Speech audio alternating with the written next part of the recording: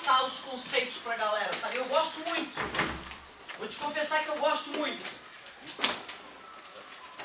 Porém, eu vou contar a história do meu jeito, que eu acho que também é legal. Porque essa história, da maneira como eu vou te contar, não foi uma coisa que eu peguei num livro específico. Ao longo dos anos eu fui estudando, fui entendendo a matéria, aí a matéria passou a estar dentro de mim, e aí um dia eu fui ter que contar para alguém, contei de um jeito que eu vi que a pessoa demorou a digerir, aí alguns meses depois eu tive que ensinar para outro alguém, e aí eu fui descobrindo uma forma que eu achei didática de passar esses conceitos tão importantes de calorimetria.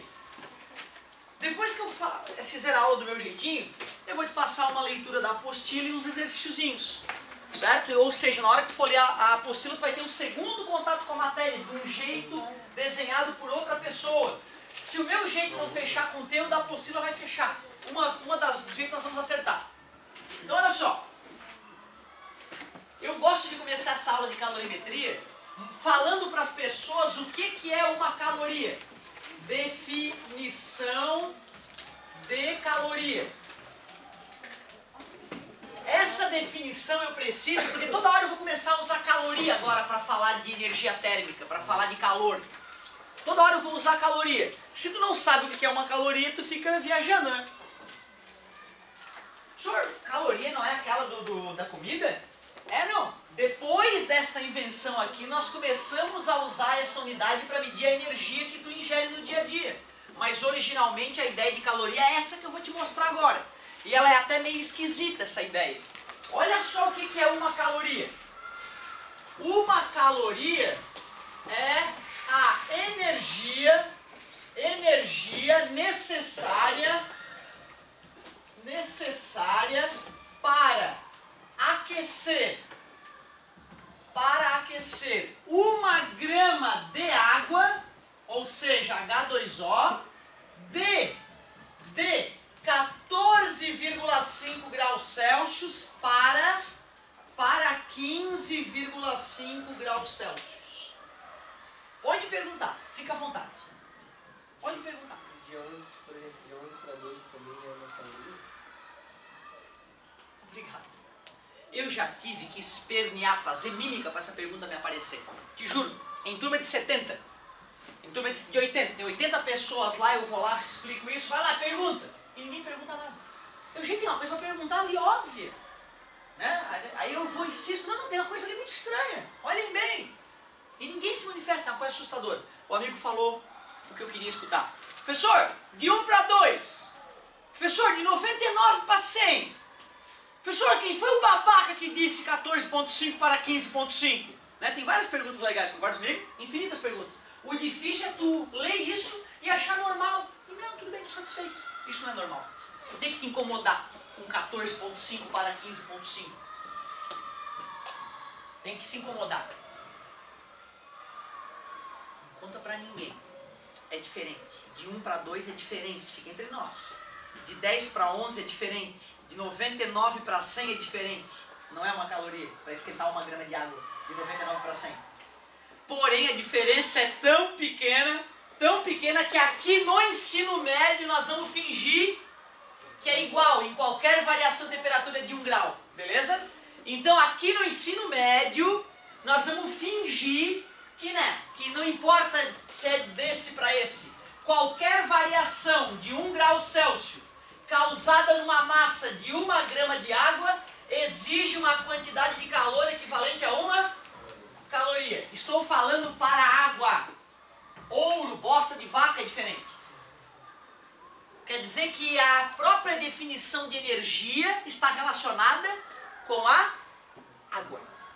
A gente mede energia comparando a energia que a água vai exigir para esquentar ou esfriar. Olha que legal. Certo? Então, o primeiro contato bizarro de hoje. Definir o que é caloria. Não pensa que eu acho que agora já está no teu coração o que é caloria, tá? É uma coisa que me incomodou. Eu tive que pensar e repensar muito sobre isso para depois entender, porra, que ideia boa essa dos físicos, né? Usar água para medir quantidade de calor que uma substância ganha ou perde. Então tá, te contei isso. O nome do sujeito que inventou caloria, boa pergunta, hein? O Joule, depois ele relacionou energia térmica com energia mecânica. Mas ele é o criador, aí por isso que homenagearam o Joule. Agora, a ideia de caloria eu vou ficar devendo. Vou ficar devendo quem foi o cara que inventou caloria. Daqui a pouco a gente já pergunta pro Google, Deus Google sabe tudo. Olha só, galerinha. O negócio é o seguinte. Eu preciso entender o comportamento térmico desse corpo. Eu quero entender como é que esse corpo funciona. Esse corpo é do material que eu não conheço, do material X. Esse corpo apresenta 100 gramas. Ele tem uma massa de 100 gramas, eu não sei do que ele é feito. E aqui no meu laboratório virtual eu tenho máquinas fantásticas de todos os tipos e todas as sortes. Uma máquina para medir temperatura tu conhece muito bem, é o termômetro. Eu tenho um belo termômetro aqui. E eu tenho uma máquina de medir calor. Uma máquina chamada calorímetro. Nome justo, né? Tranquilo para vocês? Vamos juntos para o laboratório fazer um experimento. Eu peguei o meu calorímetro e acrescentei neste corpo uma quantidade de calor de 200 calorias. Medi a temperatura antes, medi depois e vi que a variação de temperatura foi 20 graus Celsius. Tudo bem para vocês? Fiz um segundo experimento. Peguei esse corpo e joguei para ele 400 calorias. O que teu coração diz? Engraçado, né? Como é que tu já sabe se tu andou lendo a apostila, né? Tu andou lendo a apostila. Como é que tu sabe que deu 40 de variação? Pois é, né? Nesse caso a natureza foi óbvia e as grandezas eram diretamente... Faço um terceiro experimento, jogo 800 calorias de energia para esse corpo. Adivinha o que acontece? Ele sofre uma variação de 80.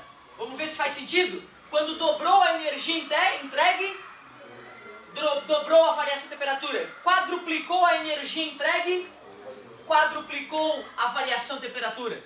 Para uma pessoa normal pode parecer, que idiota. Para um gênio da ciência sim, descobri uma nova grandeza física. É assim que o gênio olha aquilo. A pessoa normal olha, que tosco. O gênio olha, entendi a natureza, cheguei mais próximo de Deus. Entendi a mente do Criador do Universo um pouquinho mais. Vou definir uma grandeza física nova. Nova definição. Capacidade térmica. O que é a capacidade térmica de um objeto que eu vou usar a letra C para representar?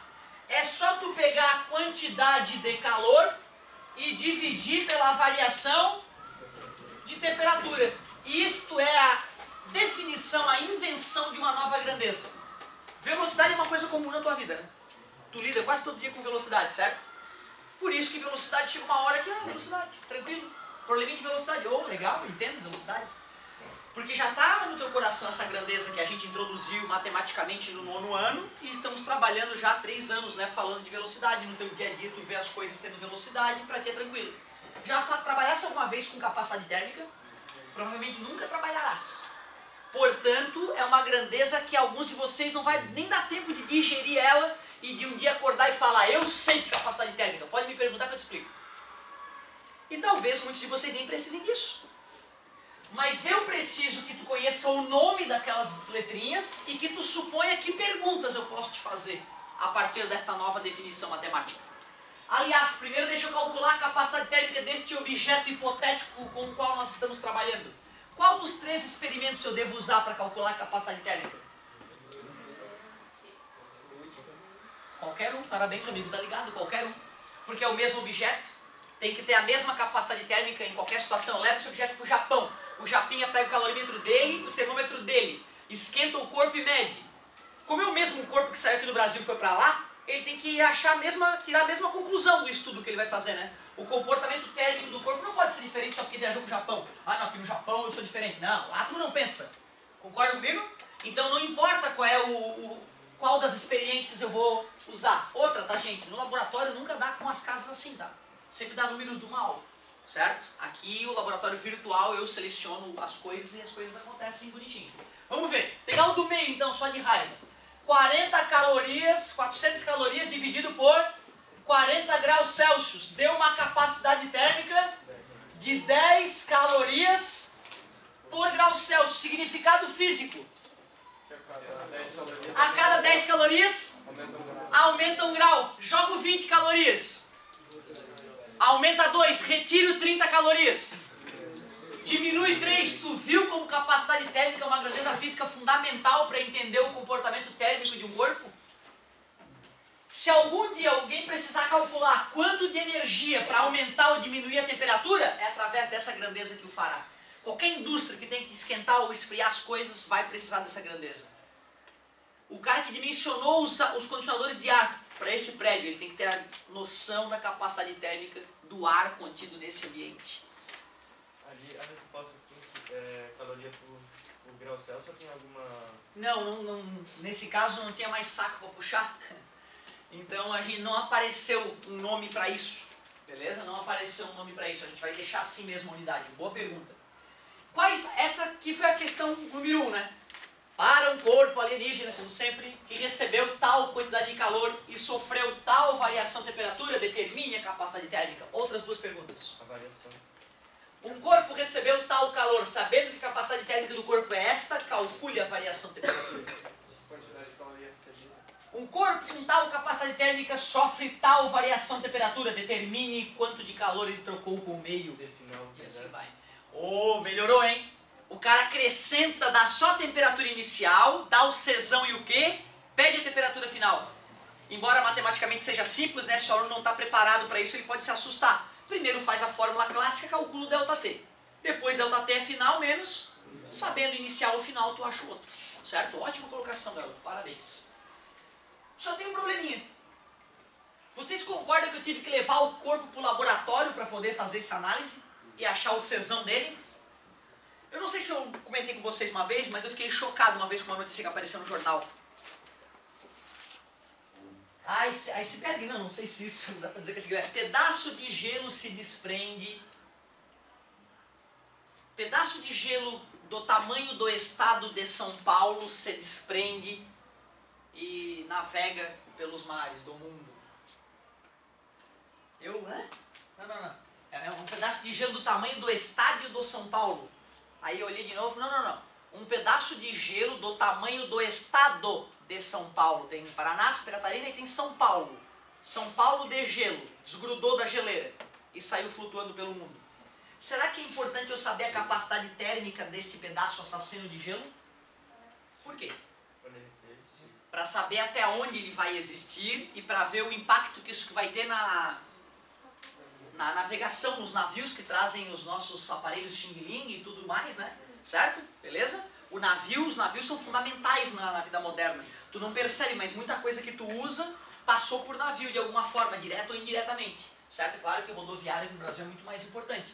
Mas, acabando ou prejudicando a navegação, tu gera problema no mundo todo. Algum órgão do mundo vai ter que estudar esse pedaço de gelo e vai descobrir, olha, até tal dia esse pedaço de gelo já vai estar chegando em tal lugar que passa os navios tais, então vocês têm que tomar cuidado, e tem que avisar a capitania dos portos de cada região, para os caras começarem a tomar cuidado, afinal Titanic é uma bela história, concorda comigo? Bom, então vamos pegar um pedaço do gelo, vamos trazer esse bloquinho de gelo, né? Botar no laboratório, a gente esquenta, mede a variação de temperatura, calcula a capacidade térmica, devolve no mar e deixa a coisa acontecer, né? Concorda comigo? Né? Dá para trazer esse pequeno bloco de gelo para o laboratório para fazer um estudo? Não dá. Ferrou, né? Esta ideia ela é fantástica, desde que eu consiga botar a mão no objeto, calcular a capacidade térmica dele e depois continuar prevendo o comportamento térmico dele. O problema é que esse bloco de gelo não dá para ser operado. Como é que eu vou calcular a capacidade térmica desse prédio? Pedir para um cara esquentar lá em cima, eu esquento aqui embaixo, a gente mede a variação de temperatura? Não dá. Concorda comigo? Então tu vê, né? Problemas técnicos foram surgindo que nos mostraram que essa ideia não era suficiente para entender a calorimetria. Precisamos de uma ideia mais interessante. Os cientistas continuaram nos seus laboratórios fazendo experiências, decifrando os mistérios da matéria. E olha só que curioso. Um cientista pegou um objeto do mesmo material X que aquele primeiro objeto que nós estávamos usando. Tá vendo? Material X, alumínio. Material X, alumínio. Ouro, madeira. Tudo bem? Não sei que material é esse. Só que a massa desse objeto, vejam que coincidência, foi só 10 gramas. Quantas vezes menor a massa? 10 vezes menor. Peguei o mesmo calorímetro, joguei 200 calorias para esse cara. O que tu acha que vai acontecer com a variação de temperatura? Caramba, vai ser 10 vezes maior, porque já que ele tem 10 vezes menos massa, é 10 vezes mais fácil aquecê-lo. Afinal, temperatura mede com 10 vezes menos moléculas, eu vou ter 10 vezes mais facilidade de fazer as moléculas agitar. Tu não era obrigado a ter percebido isso, mas tu vê, a galera que está ligada percebeu. E claro, quem faz miojo sabe disso. O cara que faz macarrão para a família, ajuda ali na cozinha o mínimo, né? E faz o miojo para si próprio, ele sabe disso. Macarronada para a família, tu bota a panelona de água até a boca. E para começar a ferver, tu pode ver TV. Pode ver um programa inteiro de TV até começar a ferver aquela porcaria, se não for um fogão industrial, né? Certo? Vai demorar. Vai fazer o miojo. Tu bota só o fiozinho de água embaixo para mergulhar o miojo, nada mais. Ligou, mas nem... Primeira propaganda vai estar fervendo. Já perdi panela assim, o cara vai tomar banho, acabou a água, a panela derrete em cima do fogão. É genial. Certo? Então tu vê, né? A galera que cozinha o mínimo ali, né? Percebe que se a coisa que tu bota no fogo é grandona, mais massa, vai demorar mais a esquentar do que uma coisa pequenininha. Faz sentido? E como nesse caso era 10 vezes menos massa, variou 10 vezes mais. Adorei. Se eu fosse fazer com 400... 800? Pena que deu um número tão bonito assim, não queria que fosse tão fácil. Podemos calcular a capacidade térmica desse novo corpo? 200 calorias, 200 graus Celsius, 1 caloria por grau Celsius. 1 caloria por grau Celsius. Ué. Por que a capacidade térmica de um objeto feito com o mesmo material foi 10 vezes menor? Porque a massa é 10 vezes menor. Uma pessoa normal olha para isso e pensa, que óbvio. Mas não, um cientista genial, ele olha isso e pensa, resolvi o problema do iceberg. Resolvi o problema do iceberg. Tu vê, né, cara, como é interessante, né? O leigo, ele pode olhar para uma coisa óbvia e achar que aquilo não tem importância. O cientista, ele procura algo mais. Ele quer a solução de um problema técnico. E o problema do iceberg foi resolvido agora. Vamos ver como? Se nós percebemos que objetos de mesmo... com massas diferentes, o cara que tem 10 vezes mais massa apresenta uma capacidade térmica 10 vezes maior. Isso mostra que o fato de eles serem feitos de um mesmo material deixa eles conectados de alguma forma. E o cientista, atento, olhando para isso, depois de muito filosofar, ele vai sacar que dá para criar uma nova grandeza física, chamada calor específico. Putz, eu tinha C já de capacidade, agora eu tenho outra palavra com C, calor, e eu quero usar C. Minúsculo, né? Porque capacidade é uma palavra grande, vamos usar um C grande. Calor é uma palavra pequena, vamos usar um C pequeno. Tudo bem para vocês? Igual a Czão sobre M. Esta é a definição de calor específico. Eu peço a vocês comigo que calculem o calor específico do corpo A e o calor específico do corpo B, para ver se a gente tira uma conclusão importante. Czinho do corpo A é o Czão dividido pela massa. Qual é o Czão dele?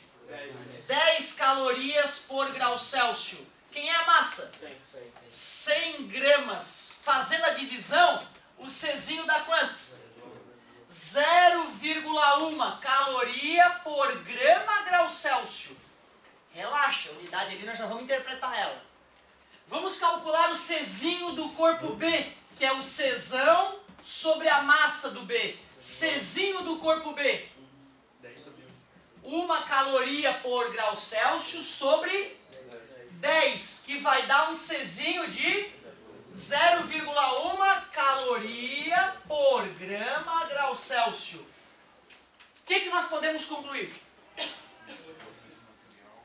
Que quando o objeto é feito do mesmo, o calor específico Opa! Então, peraí. Capacidade térmica é uma característica de um corpo, de um objeto. Cada objeto tem o seu. Já calor específico é uma característica de uma substância, de um material. Exatamente. E aí, como é que eu resolvo o problema do iceberg, então? Pega um pedacinho de gelo da tua geladeira. Não precisa ir no iceberg. Faz o teste físico com aquela porcaria de gelo que tirou da tua geladeira. E aí descobrisse o Czinho do gelo. Ao descobrir o Czinho do gelo, tu pode, com a foto de satélite, achar a massa do iceberg. Multiplica e acha o Czão do iceberg na tua cozinha. Olha como a ciência é foda, né, cara? Um cara se depara com um problema técnico, um outro cara nasce anos depois para resolver aquele problema e acha uma saída desse problema. Tu vê, né, cara? O cara, para ser fera em física, ele tem que saber a noção, a definição de capacidade térmica, saber que isso é característica de um corpo, entender o que significa 10 calorias por grau Celsius, a galera deu um banho. Só que ele também tem que entender o que é calor específico e que está relacionado com uma... O que significa então 0, dizer que uma substância X tem um calor específico de 0,1 caloria por grau Celsius. Que cada grama, para variar 1 grau Celsius, exige daquela quantidade de energia. Só isso, cada grama. Para saber ali do iceberg, multiplicar o tamanho do iceberg pelo Czinho? Não, aí é o seguinte, ali a foto do satélite, para achar a massa do satélite, eu poderia pegar um iceberg pequeno, estimar a massa dele em loco, daria um pouco mais de trabalho, e pelo satélite, pela imagem dele, eu consigo uma relação aproximada do tamanho-massa. E aí, com a foto do satélite grande, com outros dados de outros estudos, eu posso achar a massa aproximada do satélite. Calculando a capacidade térmica do satélite, eu sei a temperatura da região e sei a temperatura do iceberg. Certo? Eu preciso ver o ΔT que ele vai sofrer até derreter, até chegar a zero, e com isso eu consigo calcular a energia que ele vai ter que ganhar para isso acontecer. E aí eu consigo estimar quantos meses ele vai ter seus pedaços flutuando, certo? Por aí. Galerinha, só deixa eu finalizar para te passar a aula não acabou não, né? O negócio é o seguinte, ó, só para tu sentir como uma coisa delicada. O vestibular não do ano passado, o do ano retrasado, o vestibular do ano retrasado da UFSC, como eu faço todo ano, aconteceu então uma coisa muito bizarra. A questão discursiva de física era sobre calorimetria. Justamente sobre isso. Sabe o que ele me perguntava numa das letras? Calcule o calor específico do objeto. Dá para acreditar? O calor específico do objeto. O doutor que escreveu a questão de física não sabia calorimetria direito. Isso é muito grave. Claro, como era uma questão discursiva, eu não podia, né? E eu não estava preocupado em passar ou não, né? Eu queria treinar o vestibular. E eu fiz uma discussão, né? Um discurso todo mostrando pro cara como é que funciona, né? Não, vamos com calma.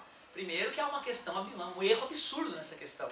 Expliquei tudo bonitinho, e como eu gabaritei a questão, então eu suponho que eles aceitaram a minha explicação como verdadeira, né? Que realmente até doutores em física às vezes não lembram que calor específico é para objetos quaisquer. Desculpa. Capacidade térmica. E calor específico é para...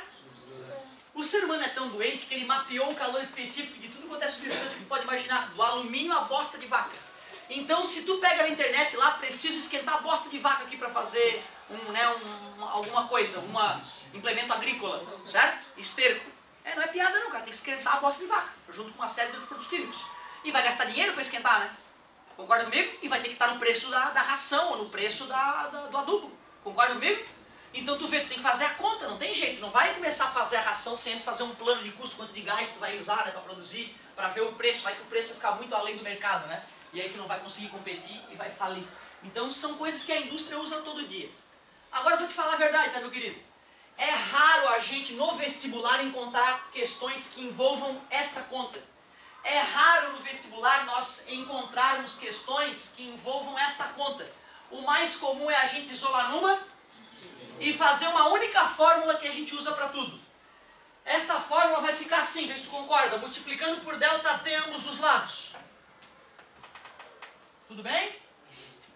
Multiplicando por M ambos os lados. Tranquilo? E quem que eu posso colocar no lugar do Czão? M vezes Czinho vezes ΔT. Essa fórmula, putz, é quase impossível de fazer um vestibular sem ter que usar ela. Quase impossível. Os teus pais devem conhecer ela como que macete, certo? Que macete é como a galera fala, né? Então, que macete para cá, que macete para lá. Um objeto sofreu variação de temperatura, calcule o calor, que macete. Essa é a pergunta clássica, né? Se eu te pergunto a quantidade de calor, o que eu tenho que te fornecer de mão beijada? A massa, o calor específico e as temperaturas, ou a própria variação. Às vezes, no enunciado, o cara, em vez de fornecer a massa e o Czinho, já fornece o Czão. A gente já pode substituir direto aquilo ali, né? Porque M vezes Czinho, ó, vai dar o Czão, certo? E às vezes o cara está tão acostumado com que macete que ele acaba não se tocando, né? Que fornecer o Czão acaba ajudando a fazer o cálculo, não atrapalhando. Que macete? Vamos fazer um exemplo. Fazer um exemplo bobinho para eu falar o filé da aula. Deixa eu botar aqui o nosso formulário, né? Nosso formulário já deu uma crescidinha, olha que beleza. Como é o nome do Czão mesmo? Capacidade térmica, Q. Quantidade de calor, obrigado. Czinho. Calor específico, é isso aí. O N não precisa nem falar, né? Massa. E o que macete é do amor entre essas duas fórmulas, nasce esse filhotinho lindo. Galerinha, uma questão clássica aí. A indústria está cada vez mais usando alumínio para tudo, né? Vamos ver então quanto é que ia custar eu pegar aí umas 10 toneladas de alumínio, 10 toneladas de alumínio e aquecer de uma temperatura ambiente, 20 graus Celsius, até ele derreter, sei lá, para garantir, vamos avacalhar de uma vez, vamos botar aqui 820 graus Celsius. 10 toneladas de alumínio, eu digo que o Czinho do alumínio é 0,217 calorias por grama grau Celsius. Me perguntem por que eu sei, porque eu não sei porque eu decorei do alumínio e não do resto do mundo. E aí vai, quero ver, vamos ver quanto é que vai gastar de calorias para fazer esse aquecimento na indústria.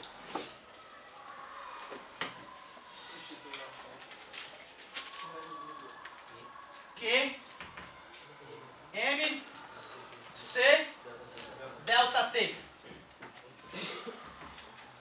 É 10 milhão de gramas? Quase. 10 toneladas são quantos quilos? Vezes 1000, 10 mil quilos. Quantas gramas? Mais 3 zeros, né? Porque é vezes 1000 de novo, né? Quilograma em grama, olha que sacanagem, ó. Certo? Parabéns, muito bom. O Czinho. E a variação de temperatura?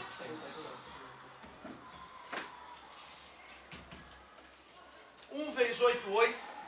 8 vezes 7, 56 foi 5. 8 vezes 1, 8. Com 5, 13 foi 1. 16, 17. Tranquilo? 1, 2, 3, 4, 5, 6, 7, 8, 9 zeros. Porém, tem 3 casas após a vírgula, então só vão ser 6 zeros. 1.000, milhão, 1 trilhão 736 calorias. Pode parecer um número muito grande, né? Mas não se esqueçam que o corpo de vocês consome por dia... Pois não? 1 bilhão. Não 1 trilhão. Falei errado, deixa eu ver. 1.000, milhão, bilhão, tem toda a razão. 1 bilhão 736 milhões de calorias. Falei errado, um absurdo. Repito a pergunta, parece muito. Quanto que vocês consomem de energia por dia, o corpo de vocês? Aproximadamente.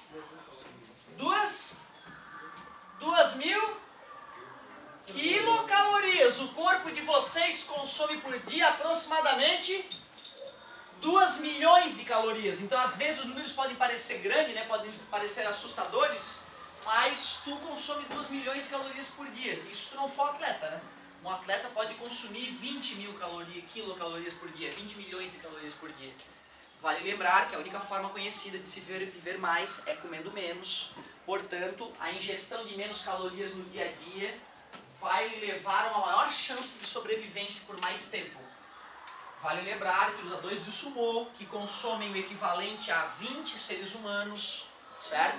Mesmo malhando muitas horas todo dia, eles como consomem 40 mil quilocalorias, 40 milhões de calorias, a média de vida desses caras é 42 anos.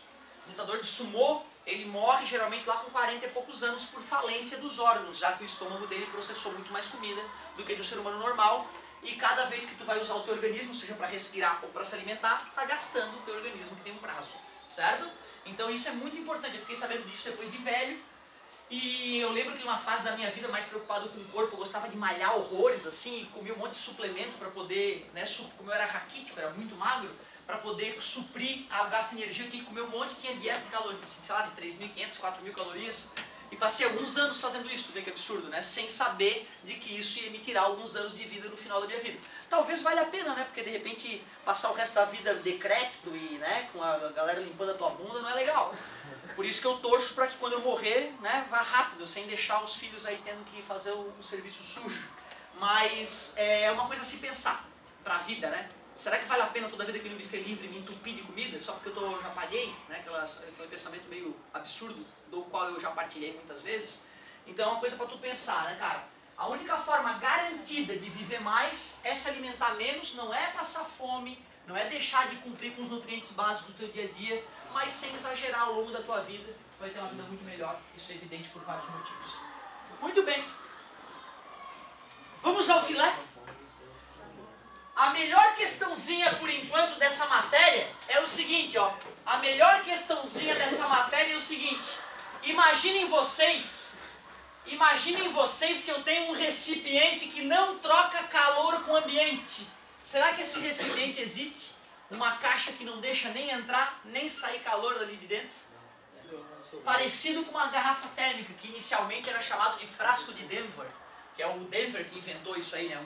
Um cara que precisava de um recipiente que retesse o calor das substâncias, né? Dos objetos, retesse a energia térmica dos objetos. Mas a garrafa térmica, ela cumpre a sua função de jamais deixar o café esfriar? Não. Será que existe uma garrafa térmica perfeita que 1 milhão de anos depois o café está a 70 graus, perfeito para beber? Não. Mas no mundo das ideias nós podemos tudo. Então aqui tem a garrafa térmica perfeita. Isso é tão importante na física que tem um nome. Recipiente adiabático. Recipiente adiabático. O que significa isso? Não troca calor. É um isolante perfeito. Não deixa nem entrar calor de fora, nem sair calor. Agora olha só. Eu peguei nesse recipiente adiabático e acrescentei 80 gramas de água a 20 graus Celsius com 20 gramas de água a 50 graus Celsius. Alguém poderia imaginar qual é o calor específico da água? O Czinho da água? 1, né? Porque é a própria definição de caloria, não é? Caloria não é a energia necessária para pegar 1 grama de água e aquecer 1 grau Celsius. Por isso que o Czinho da água é 1 caloria por grama. Resumindo, a gente usa a água como comparação com as outras substâncias para ver quanta energia ela ganhou ou perdeu. Sempre água. Por isso que eu jamais vou ficar te avisando que o Czinho da água é 1. Eu vou te avisar das outras substâncias. Agora o da água, tu tem que lembrar. Czinho da água, 1. Adivinha o Czinho do gelo? Não. Era uma pegadinha. Era pra errar mesmo, tá? Não era pra acertar. Se acertasse, ia acabar a minha brincadeira. É 0,5. O Czinho do gelo é metade do da água. Tu vê, é mais fácil esquentar e esfriar gelo do que esquentar e esfriar água líquida. Ou seja, não importa só de que átomo, de que molécula a coisa é feita. O estado físico também importa. Sabe qual é o Czinho do vapor d'água? 0,45 aproximadamente. Então tu vê, né? Só tem que decorar o da água líquida. Quanto é que é o da água líquida? 1. Mas tu derreteu o gelo, vai virar água líquida. Aí mudou a característica térmica dele. Olha que legal. E é isso que vai começar a acontecer já, tá? Eu vou pegar gelo e vou pedir, calcula a energia para transformar em vapor d'água. Tu vai ter que fazer um macete para fazer o gelo chegar até 0. Uma outra conta que eu só vou ensinar na próxima aula para derreter o gelo, que é o que moleza que a gente chama. Depois o que macete para esquentar a água líquida. Que moleza para vaporizar a água e que macete para esquentar o vapor d'água. Conta gigante, 5 passos. Fica bem bonito de fazer. Ô galerinha, vamos lá. eu misturei essas quantidades de água e quero saber a temperatura final.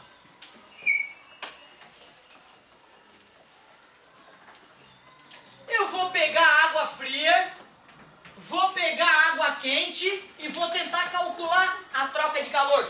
Qual é a fórmula que a gente está usando a partir de agora? Que macete?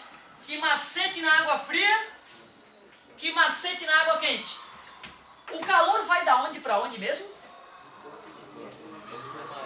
Do quente para o frio, lembra? A tua xícara de café quente perdeu o calor para o ambiente até ficar em equilíbrio.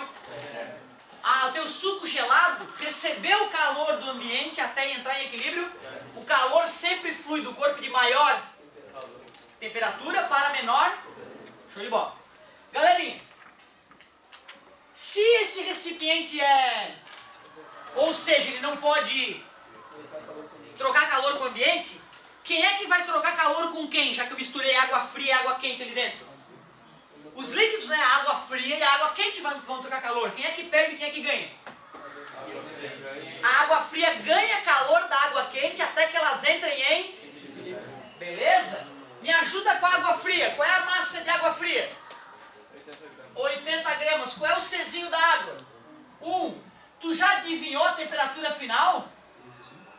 Não sei, eu não sou adivinha. Talvez o amigo consiga. E qual é a temperatura inicial? 20. Vocês concordam que essa equação que eu montei é super honesta? Eu não sei o calor trocado, porque eu não sou adivinha, e eu não sei a temperatura final, que é o que o problema me pediu. Tudo bem? Façam o mesmo com a água quente, me ajudem. A massa de água é 20. O Czinho da água é internacionalmente conhecido. Eu não sou adivinha, e aqui não tem jogo de adivinhação, TF, não sei. Menos 50, menos 50, show de bola, menos 50. Mas, pensem comigo, se a água quente perder 1 caloria, para quem que vai essa 1 caloria? Para a água fria. Se a água quente perde 100 calorias, quanto que a água fria recebe? 100. Vocês concordam então que o valor que eu calcular aqui tem que se igualar ao valor que eu calcular aqui? Em módulo pelo menos, né? O problema é que ganhar é positivo, perder...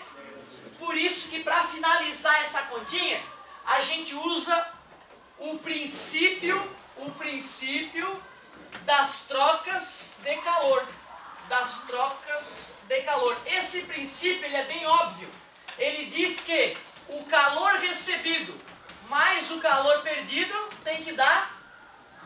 Claro, né, que se um perde 1000, menos 1000, o outro ganhou 1000 mais 1000, menos 1000 com mais 1000, 0. Simples assim. Quem é que está recebendo mesmo? A água fria está recebendo, né? Recebeu quanto? Deixa eu ver. 80 que multiplica TF menos 20. Quem está perdendo? A água quente. Quanto que ela está perdendo? Deixa eu ver. 20 que multiplica TF menos 50. Isso tem que dar quanto? 80 TF, obrigado amigo. Menos 1.600 mais 20 TF 1000, né? 2 vezes 5, 10 com 2 zeros atrás. Somando os semelhantes. 100 TF menos 2.600 igual a 0. 100 TF 2.600 TF igual 26 graus Celsius. Primeira pergunta, é possível que a temperatura final seja 36? Faz sentido dar entre elas? Se não der entre elas, tu chama um padre dos bons, porque é maligno o espírito. Tu imagina, cara, tu pegar água a 50 graus com água a 20, dá água a 70. Ou pegou água morna com água fria, ficou fervendo agora. Não é um grande absurdo? Tu bota água a 20 com água a 50, dá água a menos 3, congela. Não é de chamar o padre? Então vou perguntar de novo, é possível essa resposta de 26? É bem possível. Tem que ser entre 50, porque eu estou te falando isso, porque nesses 10 anos de aula, não teve um ano que eu não faço uma pergunta dessa e o cara responde 260. Te juro, o cara responde 260, vai ebulir água. vai misturar os dois aqui, ó, começa a ferver, e te queima com 260 graus. O cara vai e me responde assim, ó, 2,6. Não é de ficar puto da cara? Pô, o cara misturou no dia a dia dele, cara, água fria com água morna, tem que dar água entre elas, não é óbvio? O cara vai lá e responde 2,6, congela. Pega água morna com água coisa, congela. Não pode. Tu concorda comigo? O mais importante que eu te ensino é isso, cara. Não é só fazer conta, bicho. É fazer conta e olhar para a resposta e ver, é possível. Mas eu tenho umas perguntas. Teve gente que chutou 35, eu acho um chute razoável, porque somaram e dividiram por... Quando que ocorreriam os 35, será? Quando as massas de água quente e água fria forem iguais. Por que ficou mais próximo do 20? Porque tinha mais água 20. Pô, agora a nossa resposta está ainda mais óbvia, né? Eu estou bem seguro de que é 26 graus. O mais legal é tu ir no laboratório, fazer o teste e ver, porra, dá 26 mesmo. A matemática é foda, né? A matemática prevê o futuro, caralho. É pra isso que serve a física, bicho, pra prever o futuro. E a gente prevê o futuro. Lembra, né, que o Sol, daqui a 7 bilhões de anos, encostará onde hoje está a Terra. Tu vê, né? A gente tem essa capacidade de prever o futuro. Eu fui muito além, tá, de onde a apostila começou. Então anota tua tarefinha. Anota tua tarefinha. Tu vai bater um papo sobre calorimetria. Ele vai começar bem na miúda, ali na 38, na 39, uma leiturinha gostosa, é quase um gibi. Aí ele vai dizer assim, a página 40, te conta ali, olha, para que exista calor tem uma certa condição. Aí seria legal, né, cara, tu arriscar aqui, ó. Ele faz um trabalho diferente do que eu fiz nas páginas 40 e 41. Depois tu vê, ele fala do que é calor e fala do joule, mas eu acho que ele não falou da caloria do jeito que eu falei. Só para constar, tá? Uma caloria é aproximadamente 4,18 joules. Os livros usam 4,2 joules. Mas a própria apostila vai te contar isso lá na página 42. E tu vê, ó, aí, ó, pra gente poder obedecer um pouquinho a ordem da apostila, tu vai ler então 38, 39, ler e resolver 40, 41 e 42. 3 páginas ali que... E não tem exercício pesadinho ainda não, tá? Aí depois que a gente corrigir isso, a gente vai falar da potência, que é uma coisa que eu te falei no primeiro ano, mas é normal a gente esquecer. A gente revisa a potência. E só depois vai começar as minhas aulas, ó. A aula que eu dei hoje foi página 44, 45, 46 e 49, cara. Olha só, eu fui lá pro final já da apostila. Eu acabei quase encerrando aquele capítulo 11 ali, né? Porque eu queria dar essa aula mesmo do meu jeitinho. Agora nós vamos ir no ritmo da apostila. Anotar essa é a tua tarefa, né? Muito obrigado pela paciência e pela atenção.